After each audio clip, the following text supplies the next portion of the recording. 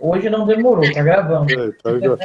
Todos, namastê, prazer enorme. Oi, Marcos, namastê. Grande Marquinho, saudade. Tudo bem, meu amigo? Estava falando com a Simone aqui que suas apostilas me lembram o Berto Roden. Né? Ele faz referência a várias... muito dele. Muitos livros ele conseguiu trazer aí à tona, né? O Cosmologia, o próprio Bhagavad Gita, o Tao Te Ching, né? São vários livros bacanas que ele tem uma interpretação muito bonita. Eu também gosto muito dele. Vamos começar, então? Vamos começar. Boa noite a todos.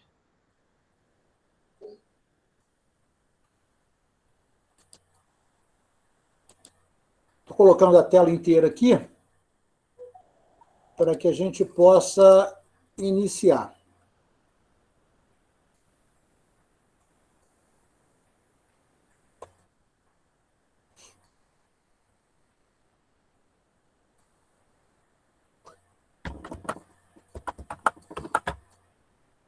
Todos vendo a minha tela? Sim, Marco, está dando para ver, sim. Todos vendo? Então, boa noite a todos, namastê, prazer enorme estar de volta aqui na nossa 13ª aula. Encontro é melhor, né? Bom, hoje nós vamos falar sobre o entendimento dos processos de autocura. Cura é uma palavra, etimologicamente falando, ela vem do latim, né? E também vai ao grego, mas significa o ato de cuidar, né, de algo ou alguma coisa, vigiar, né, o sentido lato, né, etimológico da palavra. Se você olhar os atuais centros espiritualistas, não só centros espíritas, centros espiritualistas, eles pedem que essa palavra cura seja substituída por tratamento. E por quê? Eles têm razão em solicitar isso. Porque a cura, ela precisa de merecimento. Então, não é qualquer curador, vamos dizer assim, ou qualquer médico que consegue e objetiva a cura. Por quê? A cura vai depender dos processos kármicos que cada pessoa passa. Eu já tive uma oportunidade de acompanhando uma pessoa que eu tratava junto com o meu grupo aí no Rio de Janeiro, e o caboclo Jurambô, lá em Campo Grande, eu acompanhei, ele me chamou para assistir às cirurgias que ele fazia, realmente fantásticas, e quando ele foi tratar desse paciente que eu tratava semanalmente, ele fez determinadas situações que ele falou, isso aqui eu posso curar, isso aqui eu não tenho autorização para curar. Então, veja a sutileza, né, de um espírito que se apresentava como caboclo, que na realidade era um médico, né? O médium não era médico, o caboclo é que era médico, mas se apresentava como caboclo, o caboclo Jurambô. E tudo que ele estava fazendo, ele me explicava, ele me chamou, ele sabia que eu trabalhava também com processos de tratamento e cura, me chamou para assistir. E eu fiquei, assim, maravilhado com não só a competência, né, do caboclo de estar tratando, como a humildade dele de, por vezes, admitir que olha, isso eu não tenho autorização para tratar, ou eu não consigo tratar porque isso faz parte do processo kármico. Então, quando a gente falar de entendendo, né, entendendo gerúndio, processos de autocura, significa você olhar para você e começar a oportunizar a cura não só da alma, mas também do corpo físico, caso haja merecimento. Eu acho que vale a pena a gente esclarecer isso logo de cara, para evitar, vamos dizer assim, pessoas ficarem desiludidas, às vezes, né, usando as técnicas que a gente está ensinando, que a gente vai ensinar, principalmente nesta aula e na próxima, fala assim, puxa, mas eu não obtive êxito. Tá? Existe um livrinho, eu vou citar ele hoje aí, chamado Mago de Estróvulos, que ele deixa bem claro, o livro é brilhante, ele fala assim, a nossa função, a nossa missão é amenizar a dor, trazer conforto, trazer equilíbrio. Se vai haver ou não a cura, não depende de nós. Tá? Então, é exatamente com essas palavras que eu começo a falar sobre como é que é você mesmo oportunizar a tua autocura. Eu gosto do pai, né, o grego Hipócrates, pai da medicina, que diz uma coisa muito bacana, né, em 460 anos antes de Cristo. Tuas forças naturais, as que estão dentro de ti, serão as que curarão as suas doenças. Então, Hipócrates já admitia que a forma de alguém se curar é com as suas próprias forças internas. E se você hoje conversar com um médico de qualquer corrente que seja lúcido, ele vai dizer para você que um remédio não cura. O que o remédio faz é oportunizar as defesas do nosso sistema imunológico, tá certo? Então, toda vez que você pensar em doença, você vai pensar que ela começa na alma. Quando eu preparava esse material em 2015 aqui, também para o curso de Reforma Íntima, eu recebi uma mensagem de um amigo espiritual que não quis se identificar, que me passou o seguinte: se queres curar algo em teu corpo físico, procure identificar a doença em ti, como alma. O corpo físico apenas sofre ressonâncias da tua baixa vibração no pensar, agir, falar e sentir. Se a doença tem origem em vidas pretéritas, age constantemente na caridade, pois somente a caridade será capaz de amenizar a purga de tua doença. Então, repara, caridade não vai curar, mas ela pode sim amenizar. Aquela história que a gente conhece, né, do André Luiz, né, através da pena do Chico Xavier, dizendo que karmicamente a pessoa teria que perder a mão. Ela perdeu a falange distal do dedo mindinho, né, e ficou reclamando: puxa vida, eu perdi aqui a falange distal do meu dedo mindinho. E o benfeitor espiritual aparece e fala assim: olha, o processo kármico era para você perder a mão inteira, só que você vem fazendo caridades e caridades, e isso tem sido amenizado, isso tem sido atenuado, né? Então, fica aí como abertura essa psicografia, né, que eu recebi em 2015, e o ensinamento do pai da medicina, Hipócrates. Vamos refletir o que é autocura. Você só pode produzir o seu tratamento, e se houver merecimento, sua própria cura, se reconhece ou admite a doença. Então, ninguém vai conseguir, nem mesmo você, produzir, né, ou oportunizar um tratamento se você não admitir a doença. Então, a primeira coisa é o teu nível de consciência estar desperto para reconhecimento de que você é doente. Quais são as doenças? Quais são as suas sombras que devem ser afloradas e encaradas de frente? Vamos lembrar da nossa aula 2, onde a gente falou, né, do aglomerado psíquico, onde nós trouxemos a vocês os contextos de entender a mente humana. Você tem medo de jogar luz nesse assunto? Será que não chegou a hora de produzir seu tratamento? E, se autorizado por quem? Pela espiritualidade maior, principalmente em consonância com seu mentor.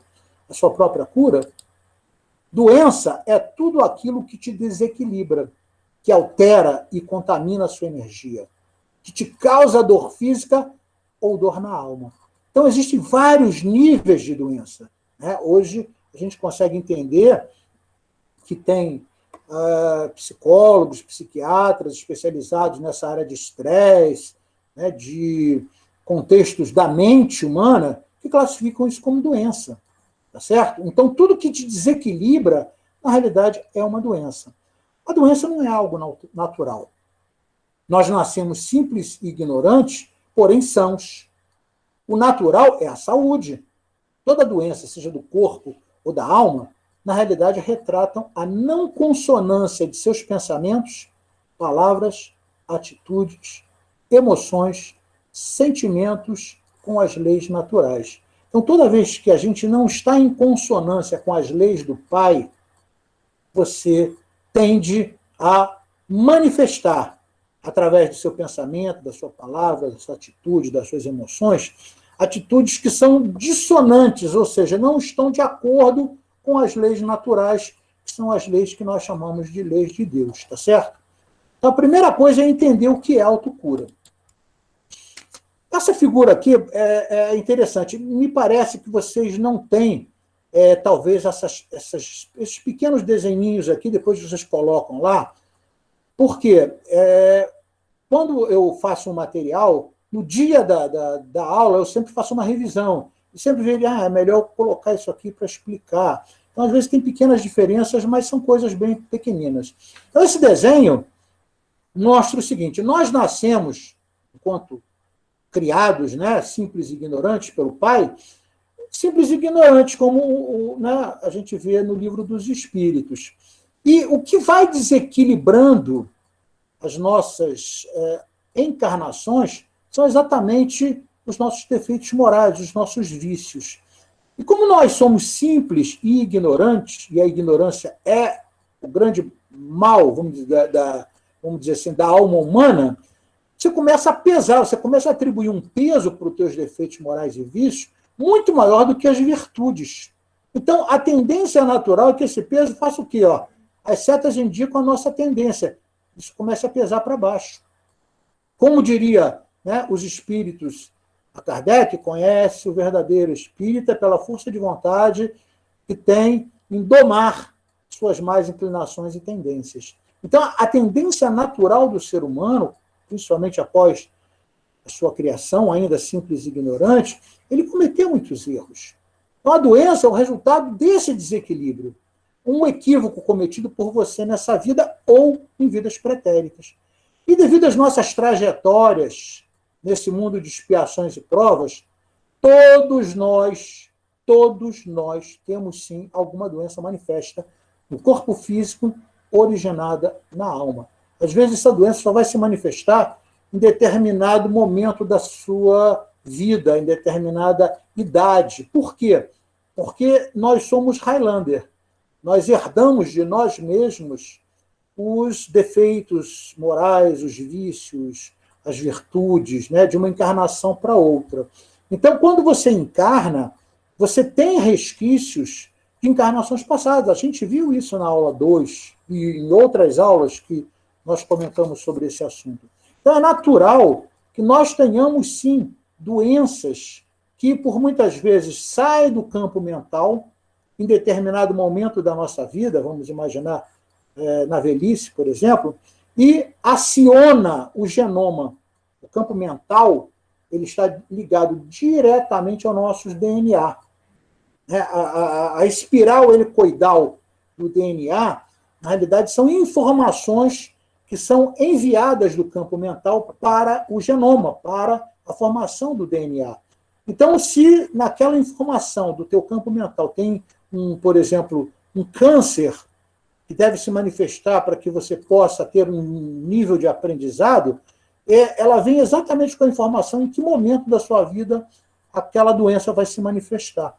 Tá certo? Então, não pensem vocês que um câncer ou qualquer outra doença é uma maldição de Deus. Não. É simplesmente um fato de aprendizagem e correção das mazelas que fizemos em vidas passadas. Como diria nosso querido Chico Xavier, nós somos os algozes de ontem. Éramos nós tacando pedra na cruz. Tá certo? A pergunta é, você acredita no que Jesus nos ensinou, através de todos que foram curados por ele? Vamos ver. Primeira coisa, Jesus não procurava as pessoas é que procuravam Jesus. E quando procuravam Jesus, elas perguntavam, mestre, você pode me curar? E aí Jesus olhava e falava assim, o que queres de mim? E a pessoa respondia, olha, eu gostaria de ser curado, né? Estou com esse mal aqui e tal. E Jesus respondia, você crê que eu possa te curar? A pessoa, sim, eu acredito no Senhor. Ele fazia, né, porque ele conhecia todos os processos químicos, biológicos, de física quântica que a gente hoje estuda e consegue entender e associar as manifestações das nossas células, dos nossos átomos. Jesus já conhecia aquilo tudo. Então, depois que ele curava, ele falava lá, tua fé te curou, vá e não peques mais. Vocês vão entender exatamente com o transcorrer dessa aula, o porquê Jesus falava isso. Com base nos escritos anteriores, né, e nas aulas também, eu questiono. Você está procurando Jesus para se curar? E quando eu falo Jesus, eu falo da energia crística que está dentro de você. Né? Yeshua, como se fala em hebraico. Né? Então, a energia de Yeshua está dentro de você. E ela é capaz de curar, porque nós estamos ungidos ao Pai. Apesar de não entendermos ou não interpretarmos isso devido a vamos dizer assim, uma manipulação do conceito de religião, que na época Constantino chama Lactâncio e solicita que Lactâncio desvirtue, a verdade é essa, para quem estuda história antiga oriental, sabe disso, o conceito de religião, que era um conceito que vinha do verbo religare, relegere. E o que é relegere? É a releitura. Você olhar para dentro de você e ler novamente, de uma forma mais consciente, o que seu coração lhe diz. E o coração é a interpretação da moradia da alma. E quando Lactâncio, seguindo os conselhos do imperador Constantino, né, ele consegue mudar isso no conceito do latim. Ele passa essa leitura do relegere, que foi colocado com muita sapiência por grandes filósofos gregos e, posteriormente, foi reassumido por Emmanuel Kant. Ele traz o conceito de relegere, ou seja, de religare, que é a necessidade de religar você ao Pai, como se nós estivéssemos desconectados. Isso foi uma manipulação da época em que Constantino libera o cristianismo, deixando de persegui-lo. Muitos anos depois, foi o imperador Teodósio que torna, em 380, o cristianismo como a única religião do Império Romano.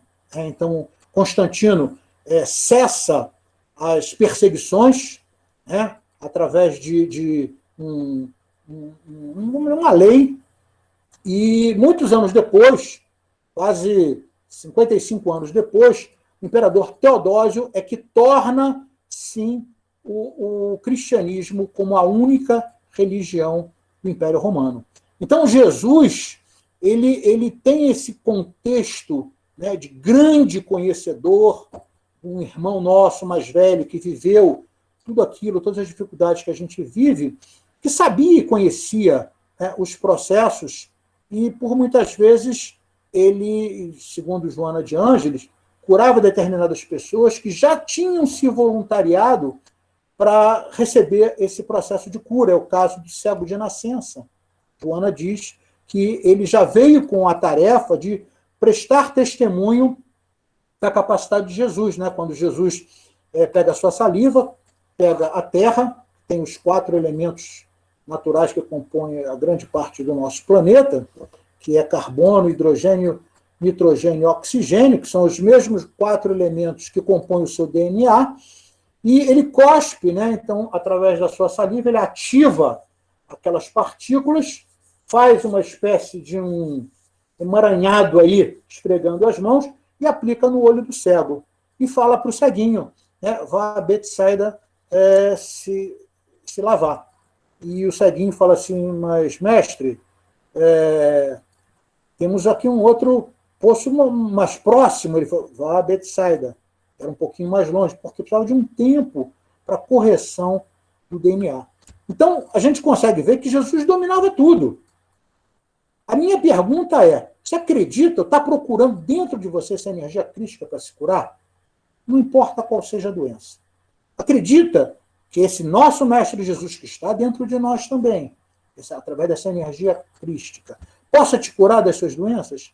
Você tem fé suficiente e acredita que é merecedor da cura? Está disposto a não repetir mais o que te levou às doenças? Então, quando a gente questiona isso, você tem que considerar todos os conteúdos que a gente estudou até agora e acreditar eu pelo menos acredito que você já entendeu e aprendeu que somente você pode produzir a sua verdadeira cura. Porém, nesse momento, é necessário te fazer lembrar do compromisso que você assumiu, assim eu espero, com você mesmo, com seu mentor e com a egrégora do nosso curso, ao adotar uma rotina que a gente passou no primeiro dia de aula. Se você não entendeu ainda aquela rotina, você não está fazendo a tua reforma íntima. É fundamental. Hoje, a Simone até disponibilizou de novo, achei ótimo, ela colocar uma folha só, onde a gente pede para você imprimir, colocar do lado da sua cama, andar com você, para que você possa... Aquilo ali é o axioma, é o pressuposto básico para você iniciar a tua reforma íntima. Eu acredito também que você já entendeu que a crença nessa sua nova rotina e a vivência efetiva da mesma são indispensáveis para você fazer a sua reforma íntima, se curar e aprender a produzir a cura do próximo. Então, repara, nosso objetivo aqui, isso é Dharma, como diríamos em sânscrito. Você tem o Karma, que é um conceito de ações e reações que nós, na realidade, produzimos no mundo, que dá o conceito de causa e efeito. E nós temos o Dharma. O Dharma é o compromisso, é o dever. Curar o próximo é dever de todo ser humano encarnado. Então, a proposta do curso não é só a reforma íntima, não é só a transformação moral que a gente está dando a vocês oportunidades metodológicas para poder fazer isso de forma correta, mas é também você começar a treinar sem medo a cura do próximo. Essa aula de hoje, especificamente, é sobre autocura, mas na próxima aula eu vou passar já técnicas para a cura do próximo. E aí, a minha pergunta em relação à base de tudo, que é a nossa rotina entregue na aula 1, é quantos por cento você vem praticando da rotina? Está produzindo algum auto-engano para não praticar a rotina? Só você pode responder. Isso eu também não quero saber a resposta. Isso diz exclusivamente as suas verdades e as suas dificuldades internas. Mas eu te digo de coração, de quem já dá esse curso há mais ou menos 15 anos, você não vai conseguir fazer a sua reforma íntima, mesmo tendo acesso a essas informações, se você não praticar aquela folhinha que foi distribuída na primeira aula, que a Simone hoje, muito sabiamente, colocou novamente para todos os integrantes no grupo. Então, reflita sobre isso. Querido irmão, se você acredita, você pode. Se você pode, você consegue. Nós já temos maturidade suficiente para sairmos da síndrome de Tomé, só acredito se eu ver, né? Ou então aquele que tem a síndrome de Gabriela, eu nasci assim, eu cresci assim, eu vou morrer assim. A gente acredita que no século XXI, principalmente com a medicina holística, com os conhecimentos que estão sendo abertos da espiritualidade para o mundo dos encarnados, acredito que você já tenha entendido que para ver, sentir e realizar é preciso crer. Inclusive, isso é uma das frases que eu mais utilizo quando eu estou fazendo desenvolvimento mediúnico de médiuns. Ele fala, eu não consigo ver, eu não consigo sentir, eu não consigo...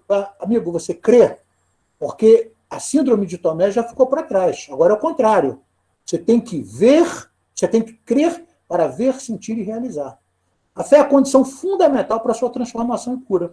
Lembre-se que vivemos em um universo quântico de possibilidades, regido por leis naturais, condicionando a tudo e a todos. Então, as leis da probabilidade partem do princípio da sua fé. Lembrando que fé, no latim, é fides, mas que é substantivo também, já expliquei isso, mas se recuar um pouco atrás no grego, é verbo. E precisa o quê? De ação.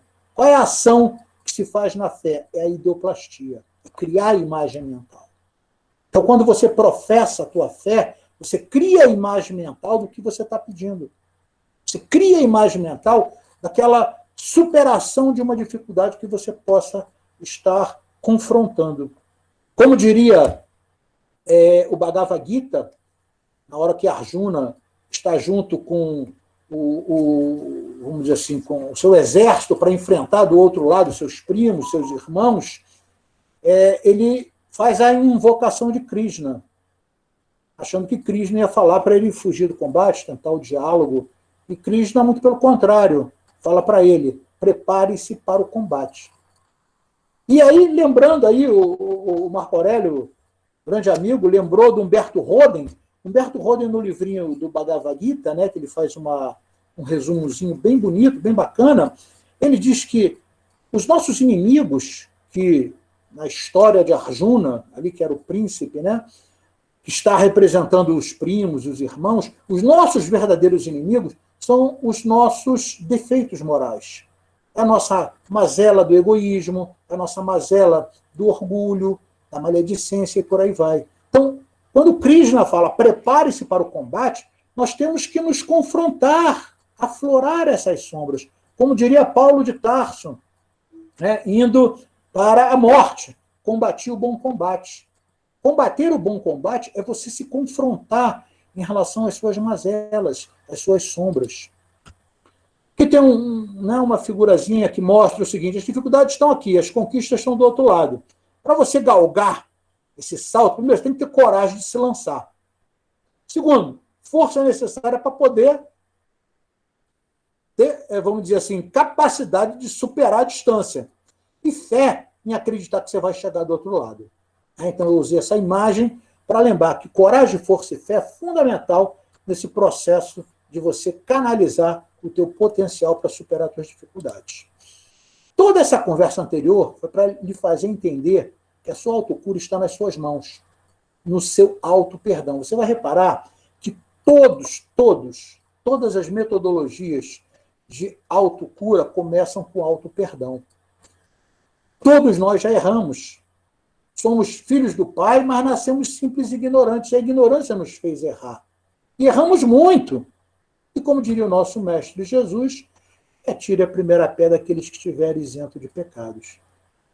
Também é necessário você entender a necessidade do seu não julgamento do próximo, que é aquele BIP que a gente falou, benevolência, indulgência e perdão. Você tem que praticar isso diariamente.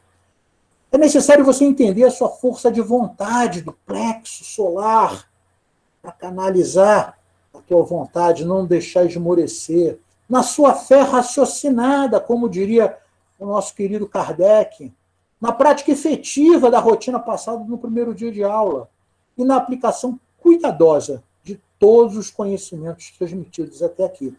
Esse curso, quando eu montei, a primeira vez foi no SEMA, em 2007, se não me engano, eu fui muito bem assistido. Eu montava o material todo dentro do Centro Espírita, pedindo exatamente não só o amparo, mas principalmente a orientação de como eu deveria montar esse curso. Então, se eu tivesse que montar esse curso na minha casa, eu acho que ele não sairia da forma que saiu. Eu fui muito bem assistido pela espiritualidade superior, me dizendo o que deveria ser colocado como conteúdo. Então, aproveite isso. Na realidade, nós estamos aqui para transmitir essas informações, mas cabe a você, participante, colocar isso em prática na sua vida, transformando essa informação que você recebe em conhecimento, como diria o pernambucano arretado da educação, Paulo Freire, né? Conhecimento não se transfere, conhecimento se constrói. Não existe milagre. Milagre é uma palavra que vem do latim mirare, que significa admirável, né? O que é milagre? Milagre, num conceito científico, é todo fenômeno que você não entende as leis que regem aquele fenômeno. Então, as pessoas chamam de milagre, uma coisa fora da realidade do mundo físico. Né? Mas é preciso trabalho, porque não existe milagre. O que existe é trabalho, o que existe é fé, o que existe é a tua possibilidade de colocar em prática a sua capacidade. E como diriam os cristãos da primeira época, depois que Teodósio, em 380, liberta a religião cristã para se tornar a religião única do Império Romano, metanoia. O que é metanoia? Ir vá além da mente. Se você ficar na tua mente, você vai cair no looping mental que a gente abordou na nossa segunda aula. Bom, se você entendeu isso, se você entende a necessidade de se autodominar, conter teus impulsos, né? Se autoconhecer, conter suas más tendências, tornando-se forte e senhor do seu destino, você vai construir um caminho que entende a verdade a fim de viver a vida verdadeira. Lembrou de alguma afirmação de Jesus? Eu sou o caminho, a verdade e a vida. Eu sou lembrando da aula passada, né? Eu sou, I am, é muito utilizado principalmente pelos espíritos benfeitores da fraternidade branca. Então vamos junto caminhar nesses processos que o nosso querido Mestre Jesus nos ensinou. Conhece a verdade é sobre você, e ela te libertará. Liberte-se das crenças que escravizam a sua mente, metanoia.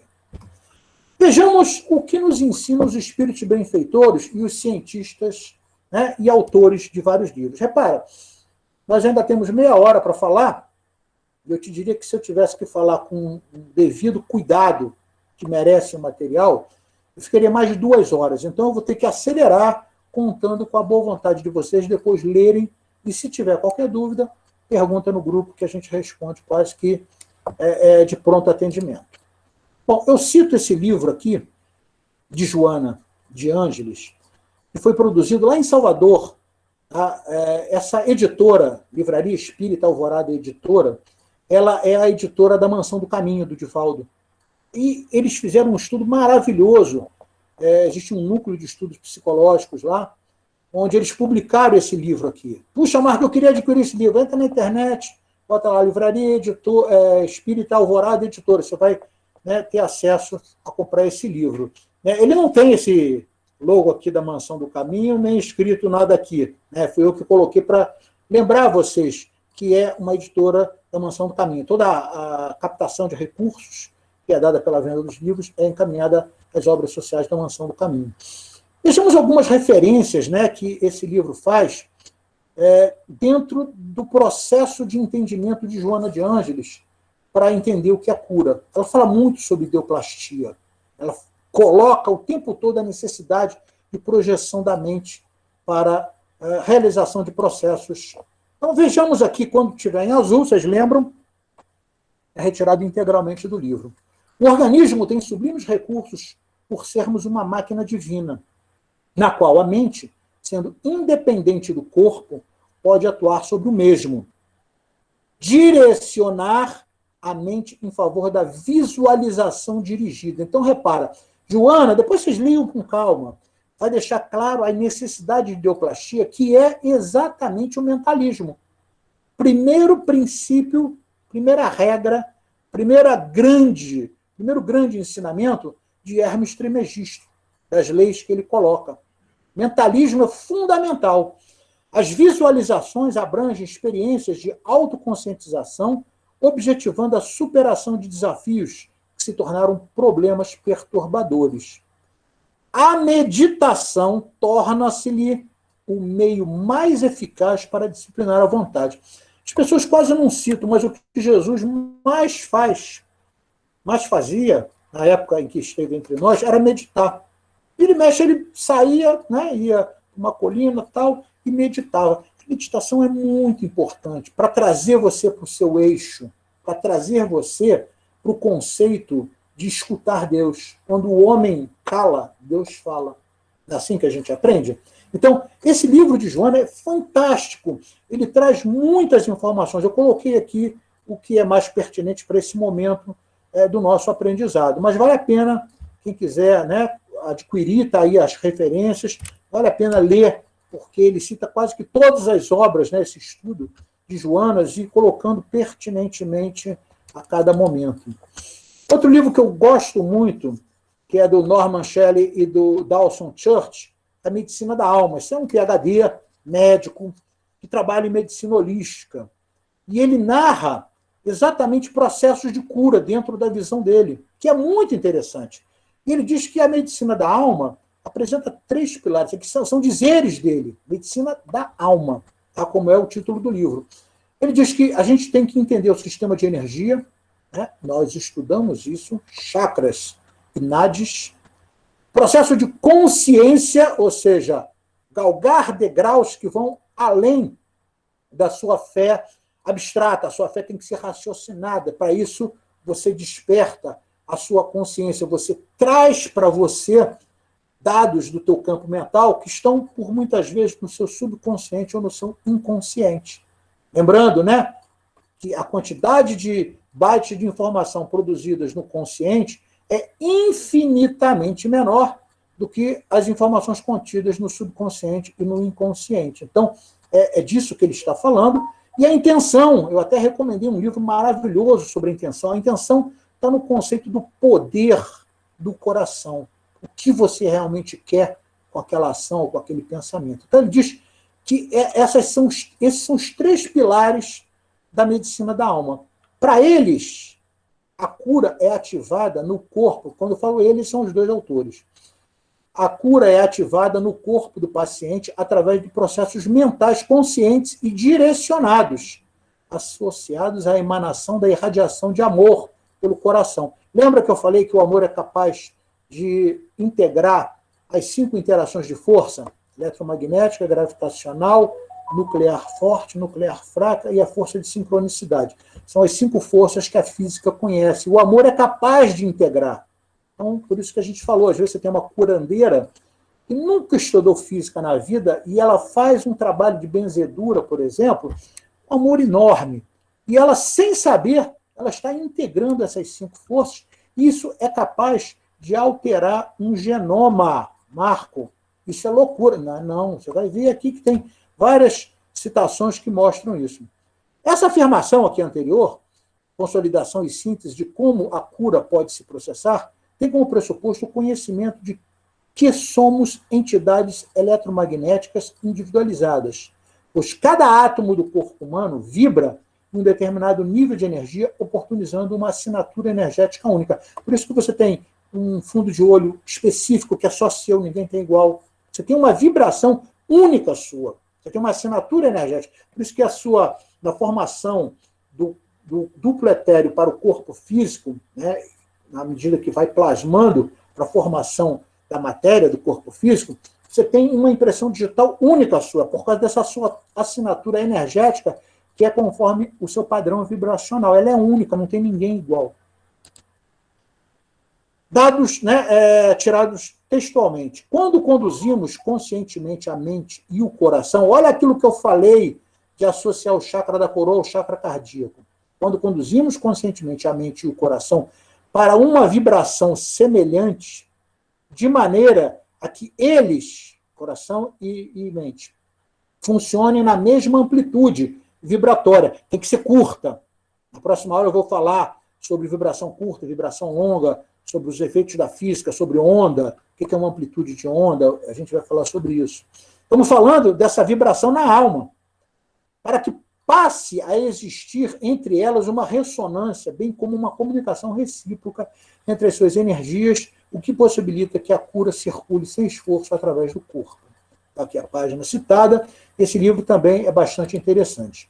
Kardec já tinha deixado isso claro há mais de 150 anos atrás, quando ele coloca lá, falando do fluido universal, né, que ele é que forma não só o corpo físico, mas o perispírito, que esse fluido condensado no perispírito, ou seja, ele forma o perispírito, pode fornecer ao corpo os princípios reparadores.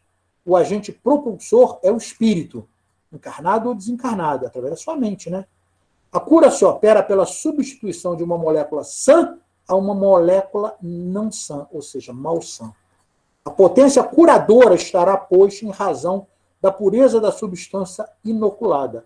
Ela depende ainda da energia da vontade. Então, é aquilo que a gente fala, uma pessoa que vai trabalhar com cura, ela tem que ter determinados princípios de higienização energética o tempo todo, porque você doa, assim, o ectoplasma. O ectoplasma é que vai interagir para que haja a recuperação de um determinado tecido no perispírito, que posteriormente se plasma no corpo físico. Então, Kardec, há mais de 150 anos, já falava isso, né, da forma que nós entendemos hoje na física de partículas, na física quântica e por aí vai.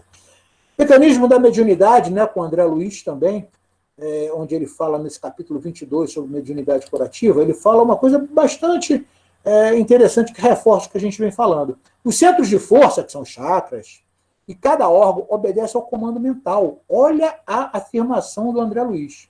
Temos, assim, as variadas províncias celulares sofrendo impacto constante das radiações mentais.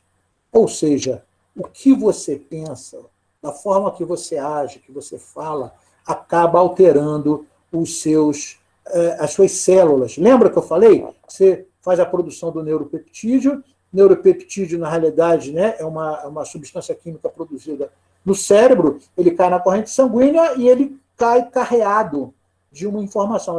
Essa informação ela se aloja junto com, né, essa substância química no citoplasma da célula e esse citoplasma da célula transmite para dentro ali onde estão as organelas e posteriormente para o núcleo essa informação. Isso altera o teu DNA. É exatamente como o vírus age. Tá certo? Então, conforme a direção que lhes imprima a vontade, você pode produzir harmonia ou desarmonia. Então, André Luiz corroborando aí, nesse livro que é um clássico da espiritualidade, né? Mecanismo da mediunidade. Ele ainda fala uma coisa bastante interessante sobre a vontade do paciente. O processo de socorro pelo passe, ele dá o exemplo do passe, é tanto mais eficiente quanto mais intensa se faça a adesão daquele que lhe recolhe os benefícios. Você está acreditando? Ah, Marco, eu vou num centro espírita, mas não acredito em nada desse negócio de passe. Amigo, você não vai receber quase nada. Está aqui deixado bem claro aqui no livrinho, né, que é um clássico da medicina espiritual, que é o mecanismo da mediunidade. De vez que a vontade do paciente, erguida ao limite máximo de aceitação, determina sobre si mesmo as mais elevadas potencialidades de cura. Então, não é à toa que a gente pede a vocês o tempo todo a crença, a fé, para poder agregar, trazer para você essas informações, esses benefícios que a espiritualidade nos traz. Outro livrinho aqui, né, pelo André Luiz, de Evolução em Dois Mundos, no capítulo 8, ele explica, eu não vou, por causa do tempo, não vou ler, vou explicar rapidamente. O que gera energia no corpo físico são as mitocôndrias, né? As mitocôndrias é que geram energia. E ele coloca claramente aqui que as mitocôndrias, nesse processo energético, elas não geram só energia para o corpo físico, elas também veiculam o fluido vital. Elas transformam essa energia física, vamos dizer assim, num alimento para a alma.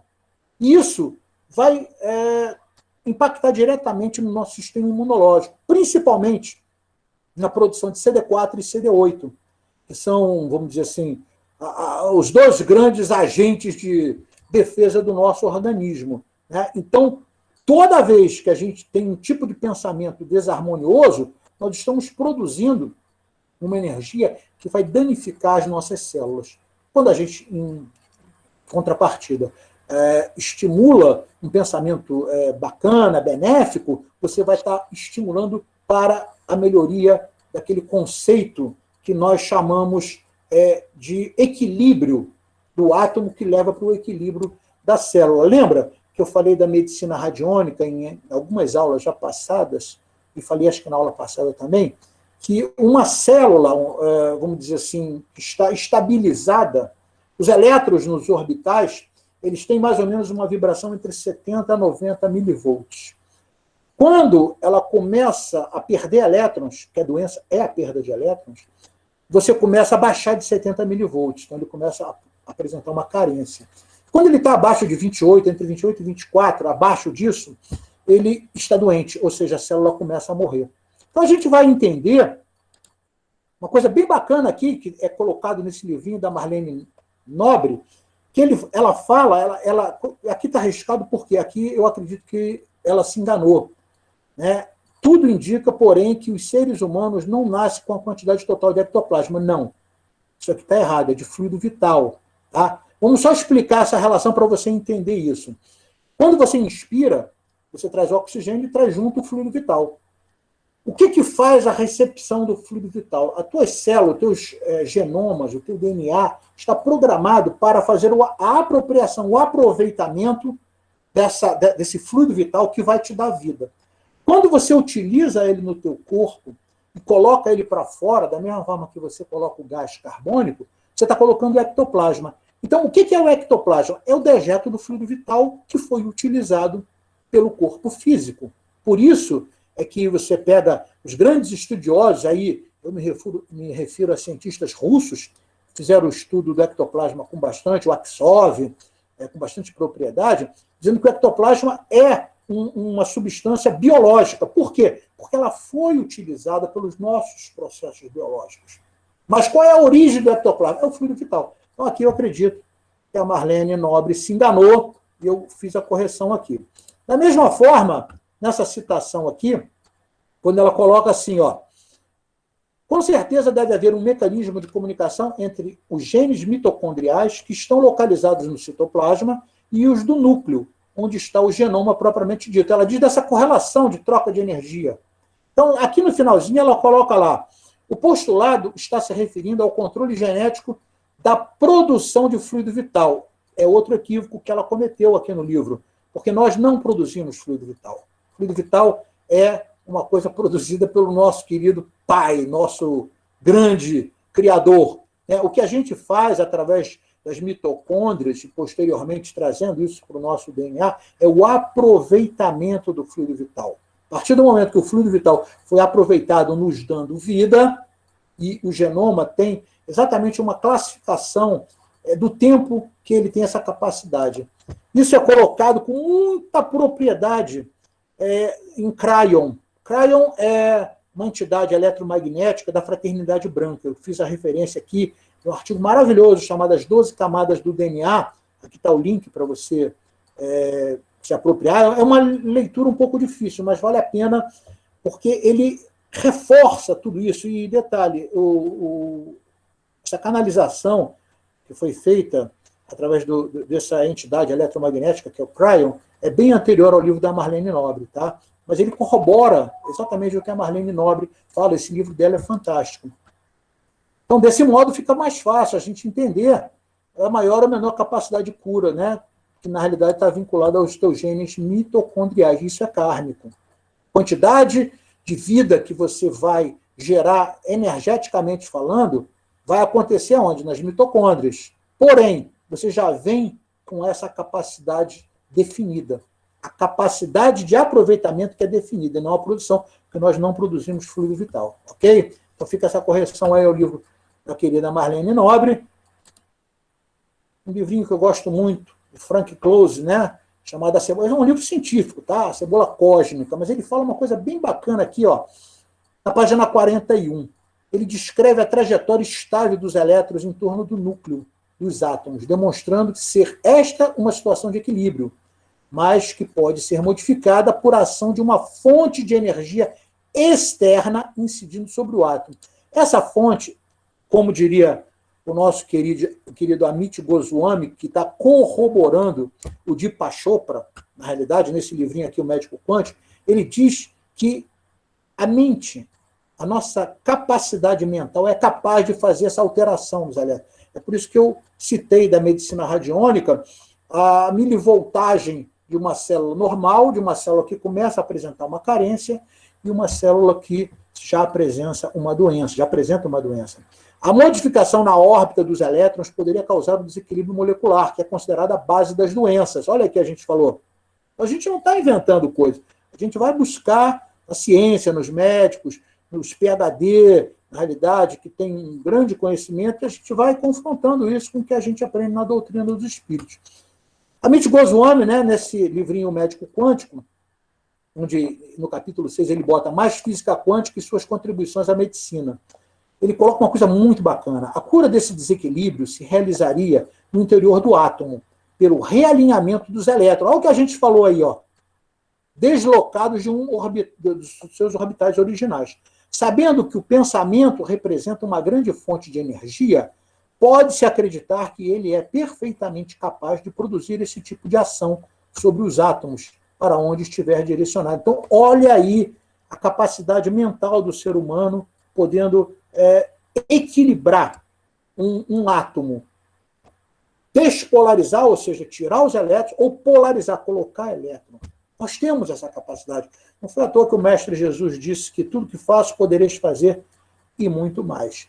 Repense sobre isso, leia o material com calma para você entender.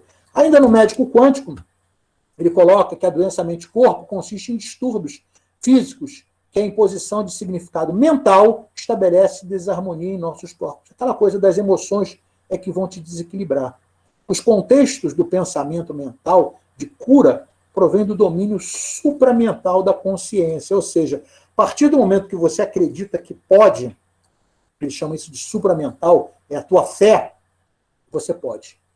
Nós, seres mentais, teremos de saltar para essa supramental, que é essa nova geração que está vindo aí, que muitos chamam de crianças cristais. Era primeiro as índicos e agora as cristais, que vão ter essa capacidade.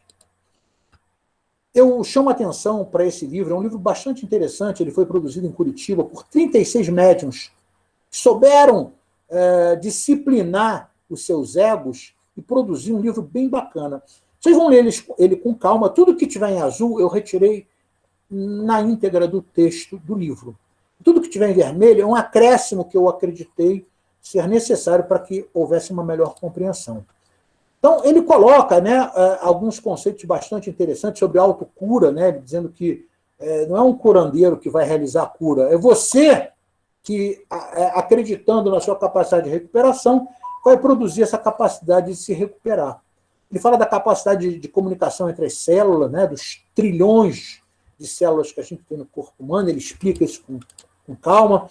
A renovação das células é muito interessante. Olha que coisa interessante. O nosso corpo, né, renova as células numa proporção por segundo de 5.700.000 células renovadas por segundo.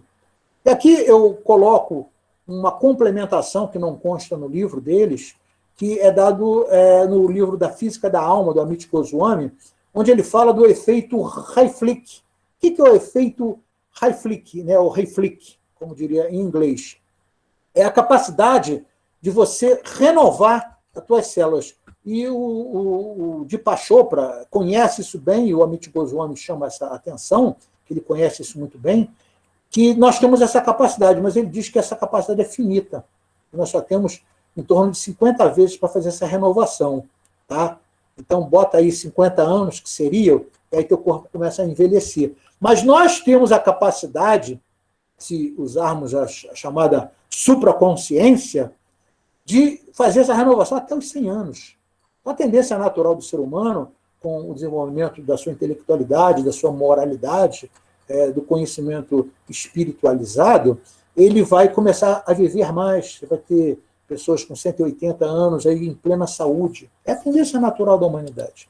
Bom, ainda temos, ele chama a atenção da água, muito bacana. Ele não cita aqui, tá? E aqui eu fiz um corroborar do Wikipédia, aqui está a fonte, dizendo a importância da água. A água tem uma capacidade de atração, ela gravitaciona fluido vital. Né? Isso você não vai conseguir entender só lendo isso aqui. Eu estou te dando essa informação extra.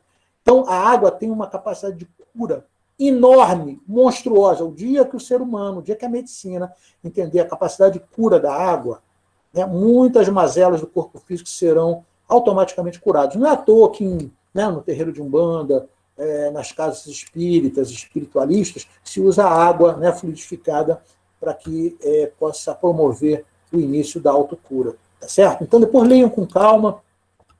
Outra explicação que é muito bacana, e eu corroboro aqui com o pensamento de um autor que eu gosto muito, que é o Maurice Cotterell, nesse livro A Ciência do Futuro, onde ele coloca que a ligação entre o hidrogênio e o oxigênio na formação da água não se faz por o conceito normal, né, de coligações entre moléculas.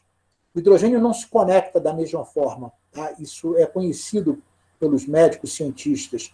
E ele traz uma hipótese que eu acho muito interessante, que ele diz que o hidrogênio tem uma conexão que é gravitacional, que é diferente de todos os tipos de conexão molecular que você possa entender sobre a formação molecular, ou seja, a formação dos átomos para formar, né, as moléculas. Então, é muito bacana, tá, essa hipótese dele. Eu corroboro, entendo e corroboro com essa ligação do hidrogênio. Por quê? Porque a mente é capaz de fazer isso, de interferir numa partícula de hidrogênio, separando ou juntando. Então, a mente tem essa capacidade de oportunizar a ligação do hidrogênio com as demais moléculas, e o hidrogênio é reparador. Né? Como diria o próprio Humberto Roden, o hidrogênio é o filhote principal do éter. Tá? O Humberto Roden tem essa máxima no livro Cosmologia. Então, fica atenção aí, né, para vocês lerem isso com calma. Uma outra coisa que chama atenção é o espaço de 99,9% que tem num átomo, né?